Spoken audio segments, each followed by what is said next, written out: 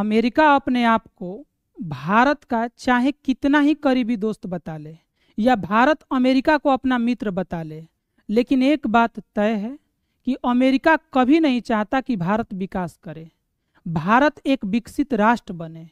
भारत कभी पश्चिमी देशों की बराबरी करे, ये कभी भी न पश्चिमी देश चाहते हैं और न ही अमेरिका चाहता है। भारत सिर्फ अमेरिका और पश्चिमी देशों का दोस्त इसलिए सिर्फ है क्योंकि भारत में आबादी है, भारत में अपने प्रोडक्ट को लाओ, बेचो, पैसे कमाओ और पैसा ले जाकर के अपने देश में विकास करो। अभी के समय में हाल में ब्रिक्स सम्मेलन हो रहा है ब्राजील में, और भारत के प्रधानमंत्री मोदी जी भी वहां पर शामिल हुए हैं।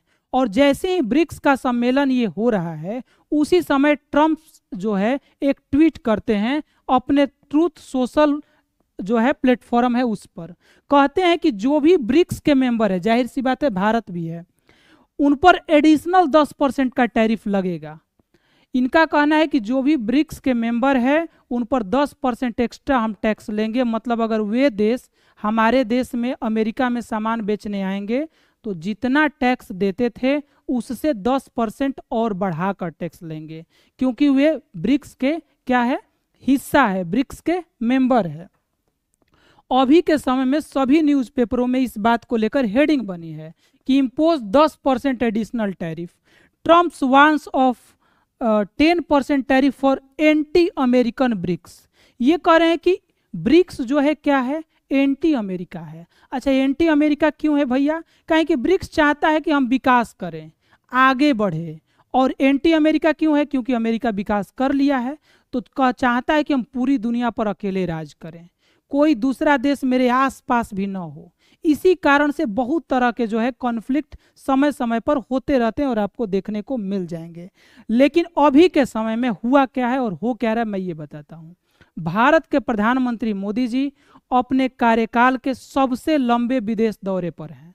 मतलब इतना लंबा विदेश दौरा अभी तक अपने कार्यकाल में उन्होंने कभी नहीं किया है। और ये दौरा उनका 2 जुलाई से शुरू हुआ था और ये दौरा 9 जुलाई को जा करके क्या होगा, खत्म हो जाएगा। 2 जुलाई से लेकर 9 जुलाई तक।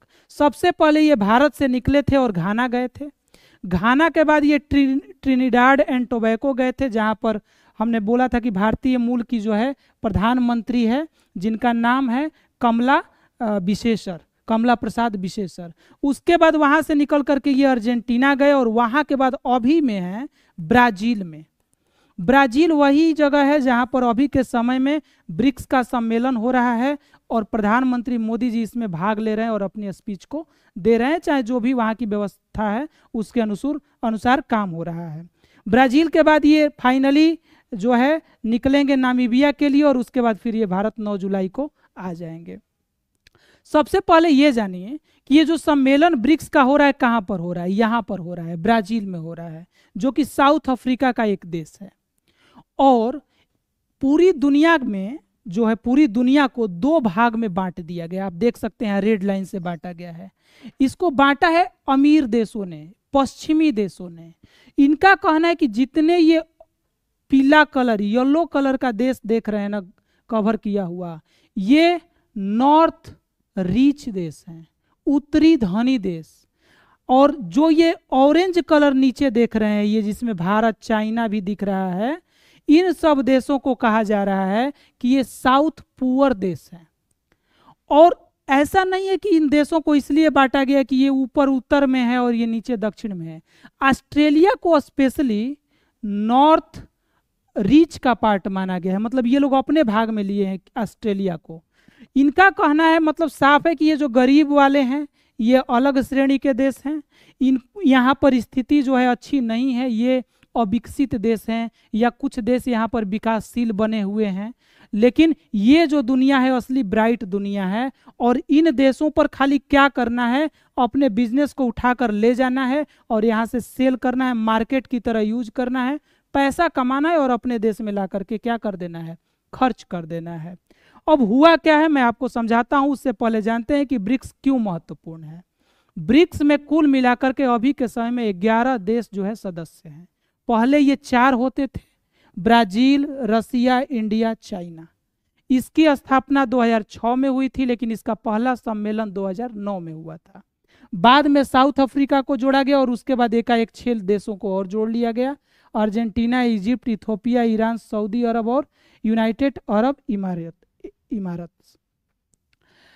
ब्रिक्स क्यों महत्वपूर्ण है? क्योंकि ब्रिक्स की जो ये आबादी आप देख रहे हैं ना ऑरेंज कलर वाली, इसमें से खाली ब्रिक्स के जो 11 देशों का मैंने नाम दिखाया, ये लगभग क्या है, पूरी आबादी का 40% है। पूरी दुनिया के जीडीपी का मात्र 25% ये लोग क्या करते हैं, नियंत्रित करते हैं। इन देशों के पास बहुत सारी प्राकृतिक संसाधन, तेजी से बढ़ती अर्थव्यवस्थाएं और राजनीतिक ताकत है। और प्राकृतिक संसाधन तो इन लोगों के पास है, लेकिन चाहता क्या है अमेरिका? कि हमारा कंट्रोल रहे, जो अमेरिका चाहे वही पूरी दुनिया में हो। इसी से आप देखते होंगे समय समय पर कई देशों में युद्ध होते रहता है, जैसे रसिया यूक्रेन के बीच में, भारत पाकिस्तान के बीच में, या आप कह सकते हैं ईरान और इजराइल के बीच में, और बाकी तरह की धमकियां आप न्यूज़पेपर में अक्सर अमेरिका की तरफ से देख सकते हैं। ब्रिक्स का उद्देश्य क्या है भैया? इसको क्यों जो है बनाया गया था? तो आर्थिक सहयोग को बढ़ाने के लिए, व्यापार, निवेश और विकास में एक दूसरे की मदद करने के लिए, कि हम लोग को भी आगे बढ़ना पड़ेगा। और ये आगे बढ़ने की संभावना तभी है जब एक देश दूसरे देश की क्या करेंगे, सहायता करेंगे। पश्चिमी देशों के दबदबे को संतुलित करना, हमने बोला ना कि ये पश्चिमी देश है, असल में ये वाले देश सबसे ज्यादा, लेकिन इनके दबदबा इस पूरे इलाके पर है। तो इस दबदबे को कम करने के लिए ब्रिक्स का क्या हुआ था, स्थापना हुआ था, ब्रिक्स को बनाया गया था। और इसी को लेकर के ट्रंप को ये बात चुभती रहती है, और ब्रिक्स को वे एंटी अमेरिका कहते हैं। और अभी के समय में तो उन्होंने ये भी कह दिया है कि जो ब्रिक्स का मेंबर है उस पर 10% का एक्स्ट्रा टैरिफ लगेगा। ये तब की बात है जब ब्रिक्स सम्मेलन चल रहा है। मतलब अमेरिका का ध्यान अमेरिका से ज़्यादा वहाँ पर रहता है जहाँ पर दुनिया में क्या हो रहा है और अमेरिका पर उसका क्या प्रभाव पड़ेगा। ठीक है, एट ए टाइम न्यूज़ डाला जाता है ताकि चर्चा बने। हर साल ब्रिक्स सम्मेलन होता है जहाँ देशों के नेता मिलते हैं। आर्थिक सहयोग, जलवायु परिवर्तन, आतंकवाद से लड़ाई, तकनीक और शिक्षा जैसे विषयों पर भी यहाँ पर क्या होती है, चर्चा होती है। और इस बात को लेकर मोदी जी ने इस बात को उठाया भी है कि आतंकवाद के प्रति सभी देशों को एकजुट होना पड़ेगा। मतलब डबल स्टैंड नहीं दिखाना पड़ेगा कि हम आतंकवाद का समर्थन भी करते हैं और आतंकवाद का विरोध भी करते हैं। हम आतंकवाद को पालते पोसते भी हैं और दिखाते भी हैं कि हम आतंकवाद को क्या करते हैं, हटाना चाहते हैं। ठीक है, ये मेंबर कंट्री आपको दी गए।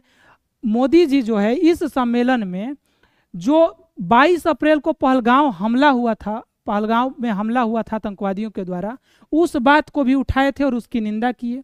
26 नागरिकों की मौत को बताया और कहा कि ये जो हमला था भारत की आत्मा पर हमला है। मोदी बोले ये भी कि यह हमला सिर्फ भारत नहीं पूरे मानवता पर है। वैश्विक आतंकवाद के खिलाफ एकजुट होने का आह्वान किया। उन्होंने कहा कि वैश्विक जो है आतंकवाद खत्म होना चाहिए और पूरे विश्व को मिलकर इसके प्रति लड़ना चाहिए। अच्छा, इस ब्रिक्स सम्मेलन की इंटरेस्टिंग बात यह है कि अभी तक में पहली बार ऐसा हुआ है जब चीन के राष्ट्रपति वहां नहीं गए हैं। उनको ऐसा लगा कि ब्राजील उनको उतना भाव नहीं दे रहा है जितना भारत को दे रहा है, और भारत ने पूरी मजबूती के साथ अपनी बात को उठाया और आतंकवाद को लेकर के भी जो है उन्होंने अपना कड़ा रुख दिखाया। कुछ ही दिन पहले आपको पता होगा कि एससीओ का एक सम्मेलन हुआ था रक्षा मंत्रालय लेवल की, जिसमें राजनाथ सिंह जी ने साइन करने से मना कर दिया था क्योंकि वहाँ पर पहलगांव पर हुए हमले का उसमें जिक्र नहीं था, जबकि बलूचिस्तान द्वारा पाकिस्तान पर हुए हमले का जिक्र था। तो उस चीज़ को लेकर यहाँ भी उम्मीद जताया जा रहा था कि क्या पाकिस्तान पर यहाँ पर जो है पाकिस्तान की कड़ी निंदा की जाएगी कि नहीं की जाएगी। तो यहाँ पर पूरी हुई और एकजुट होकर के कॉन्फ्रेंस भी किया गया। ठीक है, अब बात यह है कि आखिर ट्रंप इतना परेशान क्यों है? क्योंकि जाहिर सी बात है कि ट्रंप को ये बात समझ में आ रही है कि भारत तेजी से आगे बढ़ने वाला देश बन रहा है। और कुछ दिन पहले अमेरिका के ही एक किसी प्रवक्ता ने कोई इंटरव्यू में कहा था कि पहले रूस और चीन से हमें लड़ना होगा और भारत जैसे ही थोड़ा ताकतवर और बनेगा तो भारत को भी रोकना पड़ेगा। मतलब अमेरिका की रणनीति साफ है कि जो देश लग रहा है कि उसके आसपास पहुंचने वाला है मतलब उस दिशा में बढ़ने वाला है, उसके पंख को क्या करो, काट दो। मतलब अमेरिका के लिए कोई देश तभी तक मित्र है जब तक उसके लिए वो कमाई का एक जरिया बना हुआ है। अमेरिका के लिए कोई देश तभी मित्र है जब उसके अंडर में वो आ गया है, मतलब कह रहा है कि भैया हमारे लिए जो अमेरिका है सो ही है, अमेरिका ही हमारा जो है मालिक है, जो कहेगा वही करेंगे। जैसे आप इजराइल को देख लीजिए, जैसे आप यूक्रेन को देख लीजिए, चाहे बहुत सारे देश हैं जो नाटो वगैरह के मेंबर हैं, नेटो वगैरह के, उन सबको आप देखिए जो अमेरिका की अधीनता स्वीकार किए हैं, मतलब अमेरिका से लड़ना नहीं चाहते हैं, अमेरिका से उनको आगे नहीं जाना है, ग्रो करना नहीं है उतना, या ग्रो कर भी लिए हैं बहुत ज़्यादा तो अमेरिका के साथ रहना है, उनको कोई दिक्कत नहीं। अमेरिका को दिक्कत सिर्फ उन देशों से हैं जो अब के समय में ग्रो कर रहे हैं, जैसे रूस हो गया, चीन हो गया, भारत हो गया। पहले लगता था कि चीन से अमेरिका नाराज होगा तो भारत को मौका देगा, लेकिन असल में हुआ ये कि जब 1980 में औद्योगिक क्रांति चीन में हुई तो उस समय चीन इसलिए आगे बढ़ा क्योंकि उस समय अमेरिका उसको सपोर्ट किया, मतलब बहुत सारे उद्योग जो है चीन में लगाए गए, और भारत उसे विकल्प के तौर पर देख रहा था कि अगर चीन से अमेरिका का संबंध बिगड़ रहा है तो भारत में जो है बहुत सारी कंपनियां अमेरिका की आएगी। लेकिन ये जब से ट्रंप अमेरिका के राष्ट्रपति बने हैं बिल्कुल नहीं चाहते कि भारत में कोई कंपनी अमेरिकी जाए। उन्होंने एप्पल कंपनी के मालिक को भी वार्निंग दिया था, टेस्ला से उनकी भिड़ंत चल रही है। मतलब उनका साफ कहना है कि दो देश हमसे लड़ने के लिए तैयार है, अब हम भारत को नहीं बनाना चाहते, जबकि भारत की ऐसी नीति नहीं है, भारत ऐसा सोचता नहीं है। भारत शांति चाहता है और शांति से अपना विकास करना चाहता है और पूरी दुनिया के विकास में भागीदार बनना चाहता है। लेकिन अमेरिका के राष्ट्रपति ट्रंप जब से ही आए हैं तब से जाहिर सी बात है कि ये पूरी दुनिया में अस्थिरता करने, पूरी दुनिया को अस्थिर करने का प्लान बना रहे हैं।